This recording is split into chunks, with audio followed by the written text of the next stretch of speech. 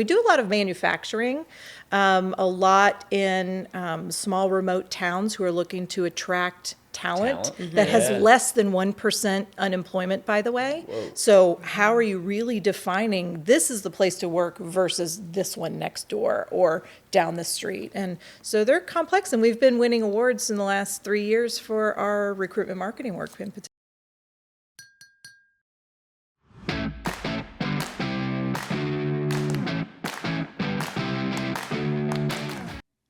Welcome back to Brew Talks. I'm Steve Stroud. I'm President and CEO of Roswell, Inc. We're the economic development organization in the city of Roswell. And I'm Ashley Allen, Director of Operations here at Roswell, Inc. And today we have with us Lisa Tilt of Full Tilt Consulting. Thank you for being on with us today. I'm thrilled. You've got an amazing company that has had an amazing journey of growth and over the years, and we're excited to dive in and hear more about that. Thank you. It's always so good to see you guys. I love the work that you do. Excitement. Yeah. So first we got to talk about, so I met Lisa several years ago, right? When you were still working out of your house. That's right. Right? And that was at least, 7 years ago? That 6? we've been in Yeah, that house I think I met you in 2018. 2018. It could be. Yeah. And your company's we've how grown. old? 18 years last month. Right. That's right. I'm about to be a 20-year business owner. Wow, that is Can you see? amazing. See how it's aged me, though? That's We right. don't believe it. Well, again, many of you know that I love to have a cup of coffee, and I met Lisa. We were introduced. I can't even exactly remember who introduced us. I moved here, and you were the first phone call I made. Wow. Because we moved to Roswell, and I said, let's figure out Roswell. And I ran across Roswell, Inc., and you were kind enough to return a phone call of some small business owner, and we just blossomed from there. It's been an amazing journey, actually, and a friendship, Yeah. right? And that's it's beautiful when you can have a community where your business grows and you live here, and you also create friendships that are lifelong. And you've been a great resource for us. And you've been a great business partner in the sense that Likewise. we've utilized you for our website, multiple things, and I'm going to let you describe what you do at Full Tilt. But you've helped guide us and been a sounding board, which I think all businesses need. And, I'm a firm believer that if businesses collaborate, even in different industries, it helps them grow. And that's you've been really good about that. But tell us about Full Tilt. Yeah. What's your hot What buttons? do we do? What do you do? And I would say the collaboration is absolutely flowing both ways, right? You guys have always been there from literally the moment we moved to Roswell, and as we have grown and needed different things as an employer and as supporting our company holistically and as well as the employees. So thank you for that. Yeah, I just absolutely. want to pause. But gosh, yes, Full Tilt Consulting. So some people, when they make the connection with my last name is Tilt, understand why. Is that Tilt? We are a marketing communications agency with a particular expertise in employer branding. So what that means is we really work with internal stakeholders as well as external stakeholders. So a company will come to us, and you think more traditionally marketing communications in terms of thought leadership and market development and product rollout and sales team optimization and really the messaging that's going to market, and in different ways, right? There are social channels, there are our email, there's all the things that you think of in marketing. Equally, as we've grown, especially since the pandemic, when internal stakeholders, your employees, are so critically important to the success of a company, we've been talking about employer branding for about 10 years and have grown that side of the business equally. So think about it as half of our clients are heads of marketing, the other half are heads of HR and their full teams. And sometimes we work with both teams because the employer brand of a company, whether it is delivered via external channels or internally, what is your recruiting process? What is every experiential touch point that a company has when it's attracting people to work there? I mean, that is a very personal decision. It's a very important one. It's the livelihood. So that decision to work someplace can't be overstated, right? So equally, how are companies and organizations getting their message out that you're an employer of choice, some place that we want a mutual, trustful relationship to work? Well, one of the things that I think is, as I've seen your business evolve, and I've seen you buy a building in Roswell, Yes. come out of your basement, I call Yes, it, right? that is- Which was like a victory, and, Yeah. because I love placing people in Roswell. And you bought a building, which is awesome, off Sloan Street, and you got 20 employees now, Yeah. right? Yeah. 17 of them in your office. That's right. In-house, and 3 remote.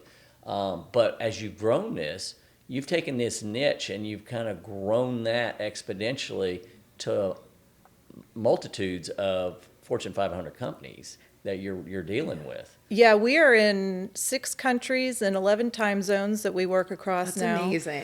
I am. That's awesome. Our focus is really that mid-cap company Mid-cap, because they have the wherewithal to understand, not that small businesses don't, but there's so True. many things that small businesses need to worry about. Right. And when you get to the larger corporations,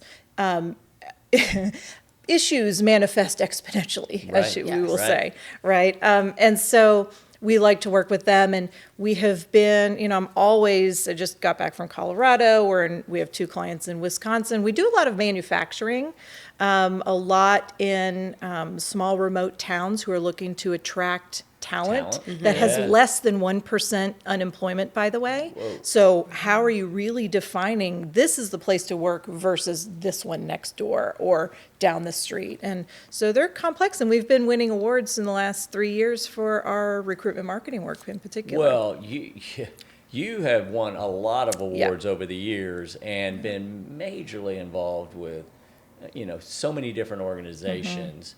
And you've grown your brand in this arena, that your business is now coming from referral, which is the best kind of business to attract, because the person that's telling the story of why they helped you now can verify, Yeah. right? Yeah, we have clients that have moved on. We have one one CHRO, Chief Human Resources Officer, is in her 3rd role, and she's brought us along. To each and one of them. To each one of them, and we go. have then kept the other ones That tells as you a the lot. new heads of HR come on. And so that's, as an agency partner, that's Sure.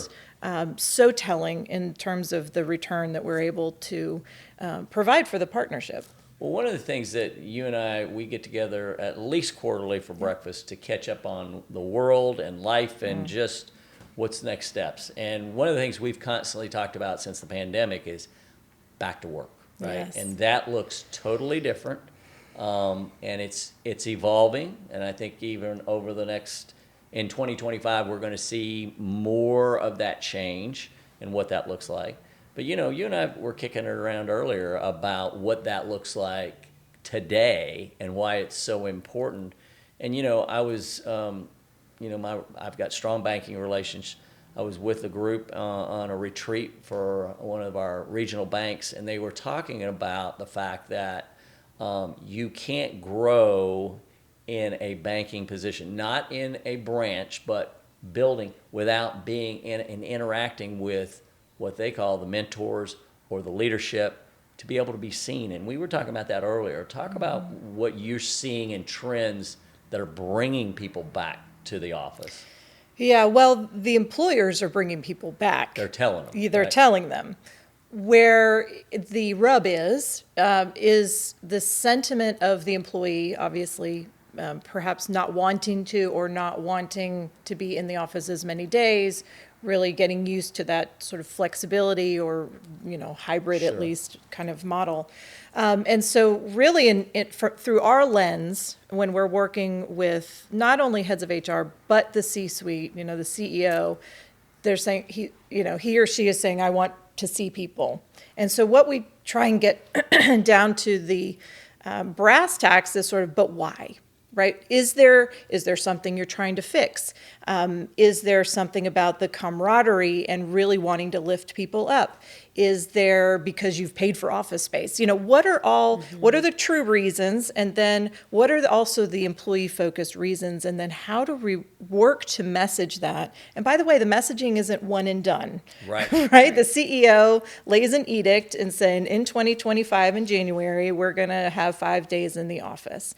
What is left behind, sort of the carnage, right? That people managers, and it was we were talking about, people managers, middle managers are left with their then direct report saying, I don't want to do this, I'm going to leave, or what does this really mean, or the why, right? That's right. And there's such a void on the why, communicating the why. And you can't just do that once. No. It has to be a continual drumbeat and telling the story of the organization, and where the focus isn't necessarily we're in the office, we're out of the office, what are the days, but to work here, where do we get the best experience for the employee, the best result for the business, right? Those have to play hand in hand, and one isn't more important than the other. Right. And stakeholders will look at it differently, but from an outsider's perspective that we bring, in understanding there are two sides of this coin,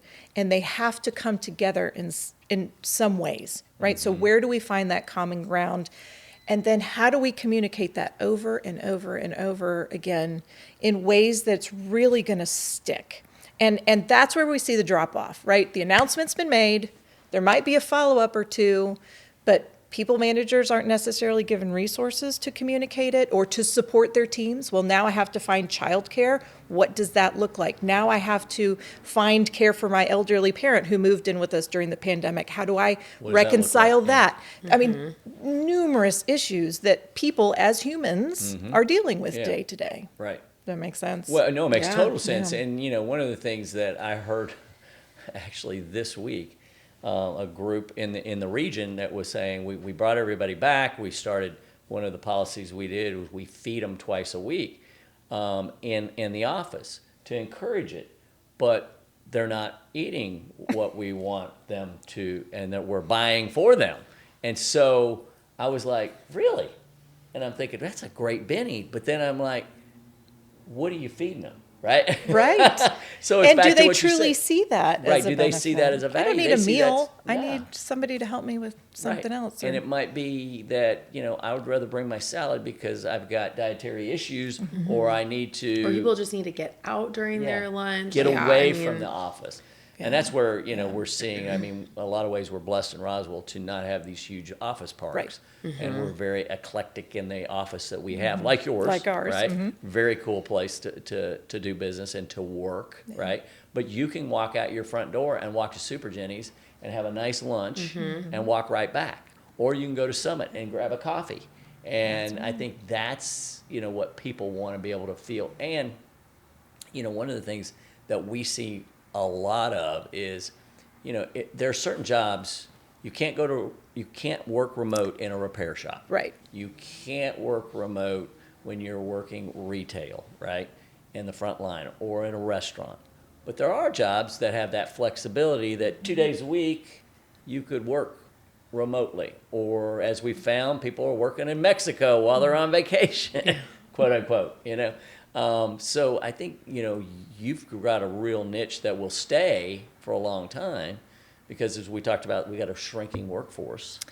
We have a shrinking workforce, and think about it too. There are more companies that actually have disparate workforces. Right. So they are going to have people that are in the office in front of a computer all day. They're going to have people that are either remote, think, contracting companies and things like that. Manufacturing, you're going to have on the floor. Sometimes you have 2 shifts, sometimes you have 3 shifts. They are not even allowed to have their phones with them on, manufacturing floor sometimes. So most of the, it was great. It would be great if we were all in an office job, all sitting in front of computers, and we could be communicated at that way. Right. Most of the clients and why we're brought in are with complex workforces that have the ones I mentioned and then some. Yep. Yep. And then the equity piece plays. Well, why do they get to work hybrid when I'm here? And That's there are so many nuances to this, Steve, that are just, you don't even necessarily think about all of that. And that is more companies than not that have at least 2-3 different types of Well, workforces. because we've worked with you, and Ashley, again, about to celebrate 9 years with you, she's seen this. You all become, and I said this when I was in the printing business, we had to be more than just the printer. But you have become the consultant, Yeah. not just on what you're working with in this arena, you've also become the therapist in a lot of ways, right? And I can say that. Because I know sounding board, you keep people from walking off the edge Yeah. and get them to reflect that, you need to think about what this means when you say this, right? Yeah, and I think that comes from doing the work so much over a decade, right? And I've seen it all. I can walk into these types of companies and I say, let me guess, here are the top 5 issues that you're facing. Right. And they're like, how do you know that? I've lived it, I experienced it with our clients, and to the point, consulting. I know it's coming. It's in the air. This is It's in coming the air. because as much as we like to think all of our companies are unique, we are experiencing the same Same. workforce issues, Yep. especially workforce issues, right? And it just is a matter of, are you going to get in front of it or not? Because it's coming. And some companies are experiencing it more than others currently. Right. But 2, 3, 5, 10 years down the line, we are all facing workforce issues. Yes, the workforce is shrinking. We are about to have 5 generations in the workforce, and some companies do because Gen Alpha is turning 16, right? So they're going to be picking up those hourly workers. Yeah. And so the boomers will be retiring out, but they're going to be working longer for different 100%. reasons, right? Yep.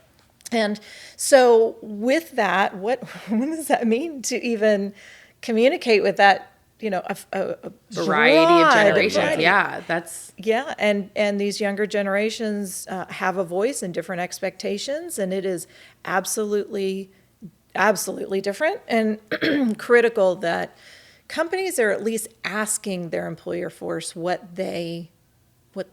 not even necessarily what they want, but what are their preferences? How, do they want meals? Or maybe it's something else that doesn't even cost the company that much, as much money, but is seen as higher value. Yes. Right? So those who aren't regularly taking a pulse of what their employees want are really kind of missing out on really important intel. Well, we know that workforce is always an issue for any company, whether they're a local company that's trying to expand or they're a current company just trying to keep the doors open. And I think that's going to be a topic that you've strategically put yourself in an area of true growth for your company, Right. because that's not going to go away. When we talked about population is dropping, when we've got consolidation of elementary schools, at least for the next 20 years, we're going to see that because we're not having as many children, if children at all. And so, again, that's going to be a dwindling workforce. And, again, you're going to see people with silver hair working longer for, again, multiple reasons, right? Yeah, but not that much longer, and Yeah. not longer enough To cover the combat. difference. Exactly. That's right, because we're going to have such a drop-off. Such a drop off, and those issues, if they aren't being addressed now, I really worry about companies because Right. this isn't something that, now let's focus on workforce, right? These are No. years in the making, and you can't become an employer of Pro- choice yeah. overnight or even over a year, right? This takes truth and proof. Cultural change. Yeah. 100%. And if you're not doing it, your competitors are, and then you're And really losing- behind. Yeah. Yeah. you're really Yeah, behind. so I do. I love that consulting sort of therapist piece because I'm like, help me help you. That's right, because we're in this together now. I know what's coming. I Let know. me help you. Well, it's exciting. I mean, the thing I would throw back at you is, it's exciting to see what you've done with your company Thank and how you're helping companies. And I know we we were on Zoom calls a lot during the pandemic and said, we're going to get through this. We're all going to get through this. And here we are, almost 5 years later, right? Going into it. Yeah. And so it's the sky's the limit, right? Agreed. So I'm going to ask you one last question. So why Roswell? Oh, goodness. I That's a think loaded question, Roswell. Well, I know, because I own now 2 properties. I should know get you 2 do. votes. I know you do. I You should love get 2 votes. Roswell for so many reasons. One, I do travel a lot. Right. And even just from a location standpoint, getting to where I need to be, either north to the airport, I'm in Midtown and downtown a lot, and South Georgia for nature. So honestly, from an ingress standpoint, I love the location, which is, I think, why we originally landed here. But then when I moved my family here, my husband and I did, we actually found a home. I can walk down Canton Street. I'm saying hi to people as I'm driving or they're driving by.